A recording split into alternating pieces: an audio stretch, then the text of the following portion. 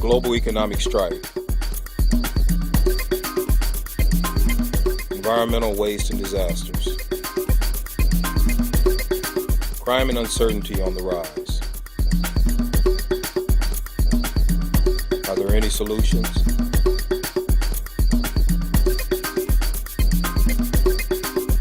We may have found one.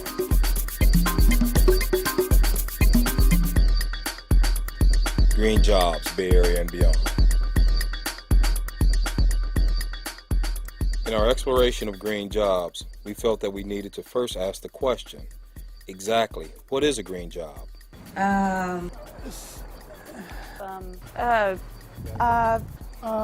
Really, that's a funny one. I imagine Obama was speaking about more like solar panels, I guess like recycled water. Anything that's going to help preserve our natural resources. I work for the railroad and we use solar panels at work to charge batteries. And we use the batteries at night to run our equipment. I guess a green job could be something involved with protecting the environment and in trying to improve present situation. You know, we gather at a challenging time for our country. We face an economic crisis unlike any we've known in a generation. We've lost 4.4 million jobs since this recession began. We need some inventiveness. Your country needs you to create new jobs and lead new industries. But we've seen the consequences of this failure to take responsibility, this failure to seize the moment. We can allow climate change to wreak unnatural havoc, or we can create jobs preventing its worst effects. We can hand over the jobs of the 21st century to our competitors, or we can create those jobs right here in America.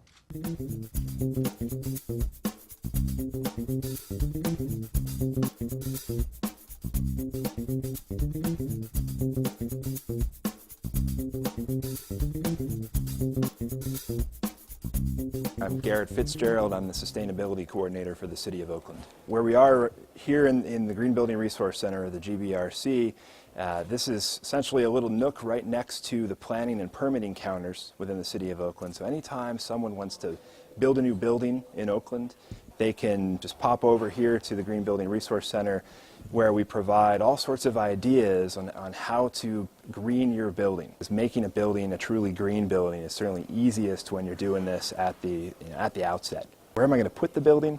How am I going to orient it? Can I orient it toward the sun? What kinds of insulation will we use in the walls? Where will I put the windows to bring daylight into the building? It's amazing in a typical building as we're constructing it, how much stuff we throw out. And an awful lot of these materials, whether it's wood, concrete, steel, etc., is often carted off to the landfill because folks think that's the easiest thing to do. In reality, it's not all that hard to capture an awful lot of that waste material, send it to recycling, etc. Separately from that, when you have an existing home, an existing building, there's a lot that you can do to make your existing facilities more energy efficient as well. Solar is a great technology. It's probably not the very first thing you should do. Focusing first from a cost perspective on things you can do that reduce the need for using energy in the building. So let's use efficient lighting, let's maximize daylighting within the building, these kinds of things. If I'm owning a home and I think I'm going to be there for a while, it really makes sense to think about those opportunities and to make some investments. The City of Oakland actually, several years ago, adopted a civic green building ordinance. So all of the buildings that we build, the major buildings that we build, have to be green buildings. The City Council is contemplating adopting a policy that would require green buildings for private development as well. A lot of the newspaper articles that you see about green jobs are about solar, are about wind power. We think it makes sense to take a more expansive view of what's a green job. Installing solar panels, absolutely a green job. Installing wind turbines, absolutely a green job. But all of those folks that it took to make the solar panel, that it took to make the wind turbines, those are green jobs too. We've got to deal with this problem with climate change. What's our responsibility and what's the goal that we're going to set for reducing greenhouse gas emissions locally? We do this here locally. All these other cities around the country are doing it locally. It all adds up. We're not going to assume that state and federal policy is going to get us out of this climate problem. We're going to adopt some policy here and take a lot of action here locally because frankly, the sources of greenhouse gas emissions are local everywhere. It's people driving cars, and that happens in our community. It's energy we use in our buildings, and that happens in our community.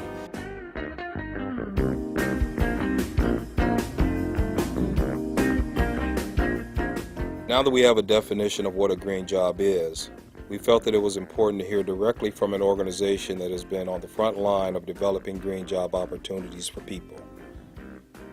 That organization is the Ella Baker Center.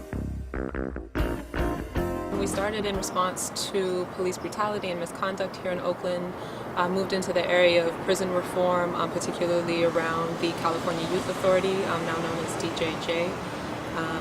Moved into violence prevention work here on the streets with a focus on youth, and now are expanding and growing our Green Collar Jobs campaign. We define green collar jobs as jobs that are quality, meaning that they provide a living wage, there's room for upward mobility, career advancement, but they're also entry-level positions, so for people who are, say, coming out of prison or people who haven't had a job in the past, they have an entry point into the green economy. We know that not one organization, not one sector can create climate justice, environmental justice, green jobs on their own. So we work with labor, we work with green businesses, environmental organizations, and community-based organizations together in partnership to create these solutions. I think the economic downturn that the country has witnessed has really opened people's eyes to not only the economic crisis but also the environmental crisis. When young adults are trained in industries such as solar installation, energy efficiency, and green construction, that's an incentive for businesses to locate at the Bay Area, which then creates more jobs. The work that's done by these kind of sectors actually saves residents and businesses money. So doing energy efficiency retrofits, saves on your energy bill. Solar installation, same thing. Green construction, the long-term savings are significant. I'm really excited about the green jobs movement, about the green economy. At the same time, I know that solar panels aren't going to save the world and aren't going to save anybody's lives. What is going to save the world is how we interact with one another, how we value one another, the kind of opportunities that are available to all citizens. We wanted to go a little bit deeper on the inside to see the inner workings of a solar panel training course. The acronym that is used for this class is PV, which is short for photovoltaics. This class is a first of its kind in an accredited institution in the U.S. The school is Laney College, which is located in Oakland, California. My name's Steve Weldon. I'm an instructor at Laney College. The motivation for this class came about last fall when public awareness, high price of gas, the green movement took over. I had looked into solar 20 years in the past. When it first came out, I spent a lot of time going to seminars and classes. At the time I said, I don't think it's going to sell. Power was still very cheap. After the seminar I went to last August, I said, hey, I think its time has come. And probably from the little demonstration I showed you, I think it was impressive, showing you how much of a fireball we can get out of 4 little panels. The wattage we produced out there was sufficient to power up a good part of your house. Certainly the lighting and all the smaller convenience outlets, what you saw there would handle that. The state is going to give you so much money back. The federal government gives you a direct tax write-off. That's a big one. So the homeowner right now is going to pay somewhere around 50% of the real cost. It's not attached to anything, right? Yes, sir. Okay. Now let's turn this thing a little bit so we're more perpendicular to the sun. A lot of people just don't have access to this kind of education, even though it's constantly in the news and it's really popular. Everybody talks about green jobs. It's really hard to get into. There really are not that many programs, or if they are, they cost hundreds of dollars, or they're geared towards people with engineering degrees or who have been electricians for many years. This is still just the beginning.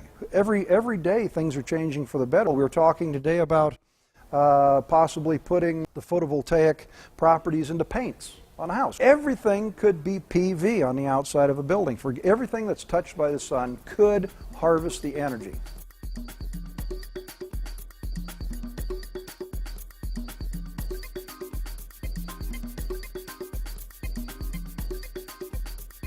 I really think it's going to have a strong future in our economy, and I think a lot of people really come around to seeing that This is something that we need to address. This is the start, and this is a great way to get some training and get a foot in the door.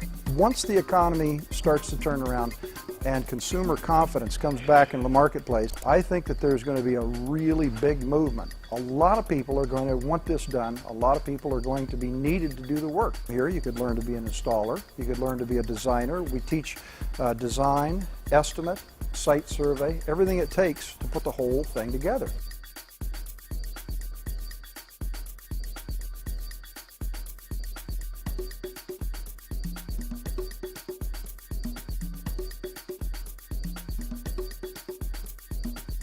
I've been telling people, I said, you watch, because Laney is so far ahead of the curve on setting up this class and running people through here and getting an education. I said, Obama's going to come here to this school. He's going to come here to see one of the biggest programs on the West Coast. There's nobody else teaching this stuff.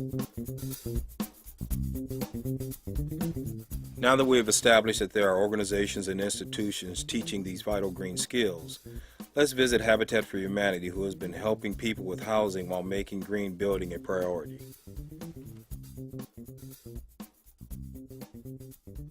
We are building 28 homes right now. We just completed our annual build-a-thon. Our goal was to frame 20 homes out of the 28 in 4 days. The largest day that we had was Saturday, which was our first of the 4 days, and usually the most chaotic is the first day, and we had 350 people. It actually went very smoothly. There was a lot of planning and a ton of involvement with all of our staff. We have many different departments who are involved at different levels. Our project management integrates green building into our plans. Our construction management obviously are the ones who put all of the features in place and the systems.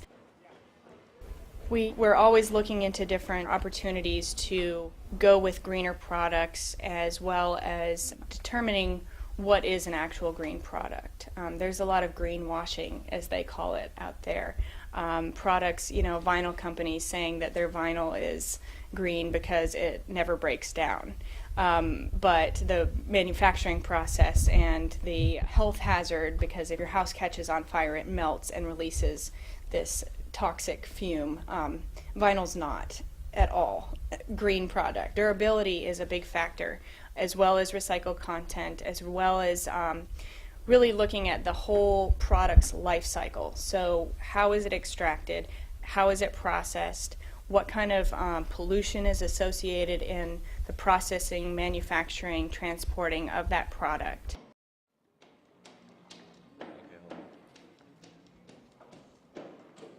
We like to give back to the community and support Oakland, as well as support environmentally friendly activities. These houses are made with green materials, using green practices and things like that, so it's a no-brainer for us. People are going to be living in these houses, are working beside us, so there's a lot of ownership that they bring to the party and stuff, so it's a great program. This project is the Eads Avenue Homes. It's going to be a 54-home development. 26 homes are actually already built and occupied, and we're right now working on the second half with 28 homes. It will be, I believe it's the largest habitat development in North California, so it's a pretty ambitious project for us. Here, this is just safe, quality housing that, in 10 years, what we're doing today is going to be standard practice for building industry. It's a great way for people to learn construction skills. Depending on the project, we've done virtually everything. So framing and plumbing, electrical, and drywall and roofing, there's the whole 9 yards. Our affiliate has done it before. Solar panels are obviously the flashiest part of the houses. Those are all photovoltaics, and so those provide up to 80% of the power for the families for a given month. We do use instantaneous water heaters, and we try and site those water heaters near to the fixtures, so you're not wasting water waiting for cold water to run out of your shower before it gets warm. All the lumber, we use what's called optimum value engineering, which is basically a way of designing your buildings so you're using less lumber inside, and you're also using more engineered lumber. Not only the house themselves are sustainable, but our building process is sustainable. Part of the point of our affiliate is to get over this myth that affordable housing can't be sustainable housing. That's ridiculous. There's no reason why people who are moving into affordable housing shouldn't have the same quality, safe, healthy environment that anybody moving into any kind of market rate housing would have.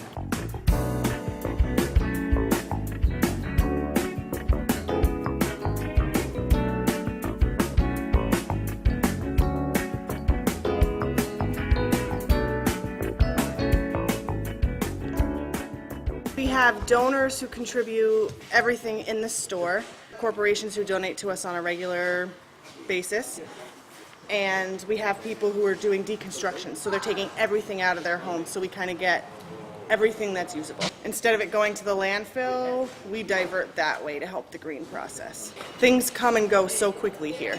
We can put a fridge on the floor and 20 minutes later it's sold. Everything in the store is 50 to 75% off of what you would pay in a regular retail store. I know our numbers from last year that we saved over 100,000 tons from going into the dump. And it's increased a little bit every year. We're doing really well with the poor economy because people can't afford to go to Home Depot or Lowe's, so they're able to come here, and then they're able to save things from going into the landfill or buy that double paned window when they have the single paned window and upgrade their house and make effective choices to cut down on their energy costs for heating or cooling and that kind of stuff.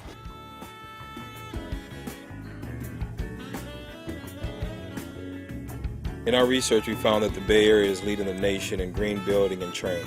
Green building can not only help to sustain our planet, but it could also play a critical role in improving our economy by creating good-paying jobs.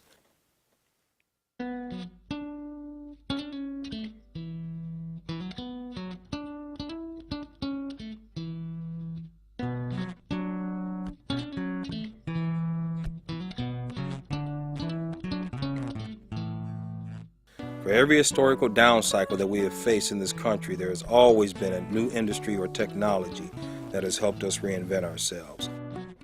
This time, it will be green jobs.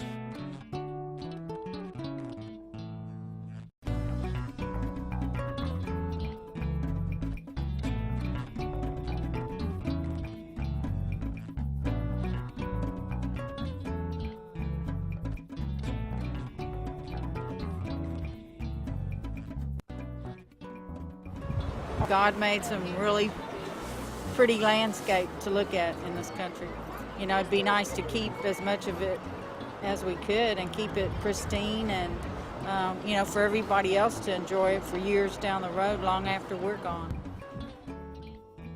If you have children or plan on having children, how do you see your child growing up in 5, 10, or 15 years?